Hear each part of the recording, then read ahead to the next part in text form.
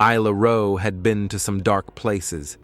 As a solo travel vlogger specializing in abandoned properties and haunted history, she'd stayed in a decaying Polish asylum, climbed into the crypts beneath Paris, and even live-streamed herself spending the night in a condemned prison in Ohio.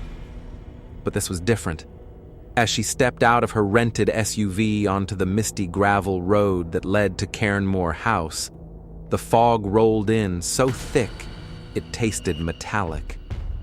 The air was colder than the forecast had suggested, unseasonably cold for early autumn in the Scottish Highlands. She adjusted the GoPro strapped to her chest, held up her DSLR for the vlog, and hit record. All right, guys, this is Isla Rowe. Today we're doing something insane. I've gotten exclusive access to a place that hasn't been opened since 1901. Locals call it the House That Remembers. This manor has no public history after the McPherson family disappeared overnight more than a century ago. No bodies, no trace, just gone. She turned the camera toward the iron gate. It creaked open on its own. She paused. Yeah, that wasn't creepy at all. She forced a grin and stepped through. The gravel crunched under her boots. Trees loomed like twisted sentinels. The outline of the house emerged, tall, proud, and utterly wrong. The windows were blackened, the chimney crumbled. Moss grew up its stone spine like veins on rotting skin. A raven cried somewhere in the distance. She reached the massive double doors, set down her bag, and held her breath as she turned the ancient brass knob. The door opened with a slow groan. Inside, the air was impossibly still. Her breath fogged. Jesus, it's colder in here than it is outside, she whispered to the camera. All right, let's get some light. Her flashlight flicked on. Dust shimmered like ash in the beam. Cobwebs clung to the banisters. Furniture remained as though waiting for its owners to return. Plates still on the table. A single teacup cracked, but intact. Either someone staged this place, or we're stepping into a time capsule, she said.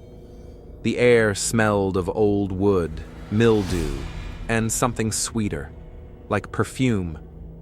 But no one had lived here for over 120 years. She climbed the stairs slowly, every creak of the wood beneath her feet, like a drumbeat. Then, a whisper, very faint, right behind her ear. Isla. She spun around. Nothing. She checked her audio. No interference, no wind, just her name. Okay, that's enough to get the adrenaline going, she said, half laughing. But her smile didn't reach her eyes. Upstairs, she entered the nursery. A crib sat in the center of the room, cloaked in gauze-like webbing. Toys lay scattered across the rug. Wooden blocks, a stuffed rabbit, a ball. Then, her camera lens fogged from inside. She pulled it off and wiped it. That's when she noticed it, a set of child's footprints in the dust, leading from the crib to where she stood. They stopped at her boots. She stepped back quickly, breathing heavy. Nope. This is already more haunted than half the places I've filmed. Still, she kept going, because views meant everything, and she knew this video would explode. She entered the master bedroom, filming the massive oak bed and ancient armoire. On the wall was a large oil portrait, a family of 4, a man, a woman, a boy, and a girl. The girl looked to be about 6, blonde curls, pale skin, eyes too much like Isla's. She leaned closer, heartbeat quickening. Okay, that's uncanny. She turned away from the painting and froze. The armoire was open. It had been shut when she entered. She was sure of it. Inside was a dress, old, silk, elegant, and a faded photograph tucked between its folds. She pulled it out slowly. It showed the family again, only this time the mother was missing. And the little girl? She was standing alone, holding a sign with the date scrawled on it. October 13th, 1899. The exact date Isla had arrived. Downstairs, the shadows grew deeper. The temperature dropped again. She decided she'd captured enough for one night and started packing up. That's when she saw it. On the dining room wall, a framed piece of paper that hadn't been there before. A guest list, written in old ink, faded, but the last name wasn't. Isla Rowe arrived October 13th, 2025. Her hands trembled. Nope, we're leaving. She bolted for the front door. It slammed shut, wouldn't budge. She pounded, screamed, tried the windows. They were bricked over from the outside. That's when the piano in the sitting room began to play by itself. A soft, slow lullaby. She turned, heart pounding. The chandelier above her began to sway. Then the whispers came again. But not behind her this time. From inside her mind. You came back. We remember you. You were always meant to stay. The piano continued its ghostly melody, each note trembling in the heavy air like a dying breath. Isla stumbled back, clutching her flashlight so tightly her knuckles turned white. She swung the beam toward the grand piano across the room. Nobody was there. The keys moved by themselves, slow, deliberate. "Screw this," she muttered under her breath. She sprinted toward the side hallway. Maybe there was a kitchen door, a servant's entrance. Anything. Her boots echoed against the hardwood floors. The house groaned around her, like the very walls were shifting. She found herself in a long, narrow corridor lined with faded portraits. Dust danced in the narrow beam of her flashlight. Her breath caught. The paintings were changing. At first, they had been typical Victorian portraits, stiff poses, unsmiling faces. But now, one by one, the faces shifted as she passed. Eyes followed her. Smiles turned into sneers. Some faces disappeared altogether, leaving only blank canvas where heads should have been. She ran faster. The corridor twisted unnaturally, leading her into a dining hall she hadn't seen before. A banquet table stretched the length of the room, laden with plates of food, steaming, fresh. That's impossible. Her stomach turned. The meat glistened wetly. The bread seemed to bleed when she blinked. The candles on the table flickered to life, cast in long, dancing shadows on the walls. She lifted the camera again, needing proof, but the lens was cracked. When had that happened? The whispering began again, louder now, coming from everywhere at once. Sit down. Eat. Be part of the family. A chair scraped out from under the table without anyone touching it, waiting for her. She backed away slowly, her heart hammering against her ribs. That's when she heard the footsteps. Slow, deliberate, from behind her. She turned sharply. Nothing there. And yet, she could feel someone. Breathing. Standing so close she could smell the sickly, sweet perfume again, mixed with rot. She ran, pushed through a side door, and found herself in the kitchen. Copper pots hung from the ceiling. An ancient stove stood in the center like a blackened tombstone. A butcher's block was covered in rusty knives. On the wall, something new had appeared. A list, written in chalk. Family roles. Father, Charles McPherson. Mother, Eliza McPherson. Son, Thomas McPherson. Daughter, Abigail McPherson. New sister, Isla Rowe. Her blood ran cold. Number. I'm not part of this sick game, she said, backing away.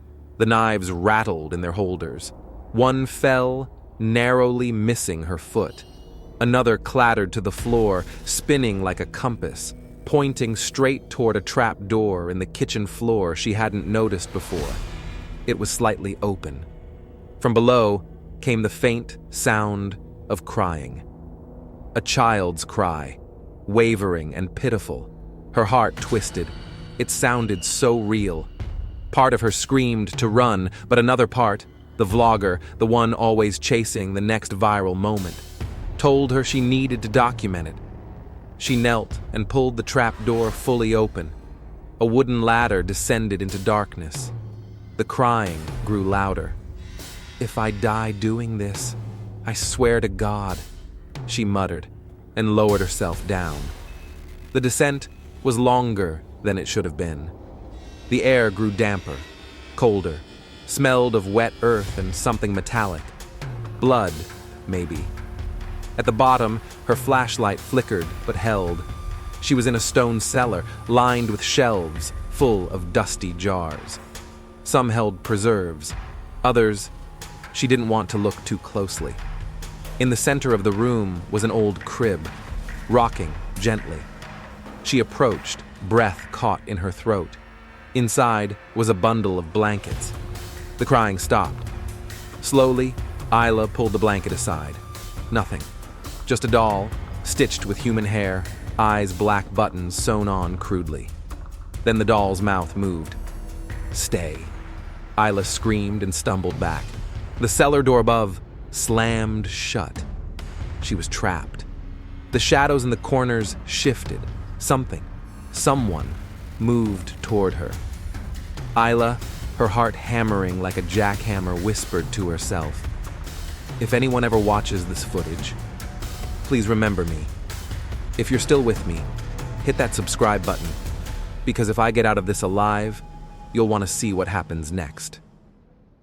A woman's figure emerged from the shadows, tall, hair once blonde, now gray and tangled.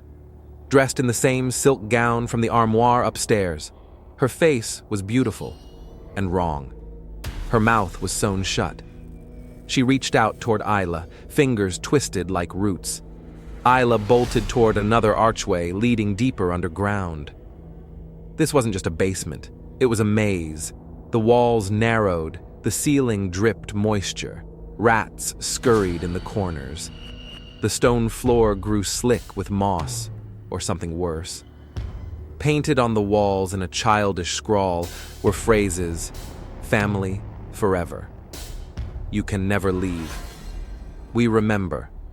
She stumbled into a larger chamber. A circle was etched into the stone floor. At its center, a pool of black water. Standing around it were shadowy figures, the McPherson family. Mother, father, son, daughter. And now, an empty space, waiting for her. The father's shadow stepped forward. His face was smooth, featureless except for a mouth that opened far too wide. A voice boomed from nowhere and everywhere. "Blood in, blood stays." The shadows rushed toward her. Isla screamed, swinging her flashlight wildly.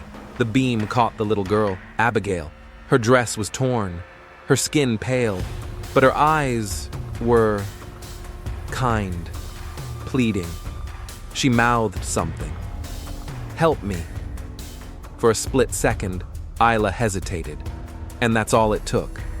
The father's shadow wrapped around her like a noose. Everything went black.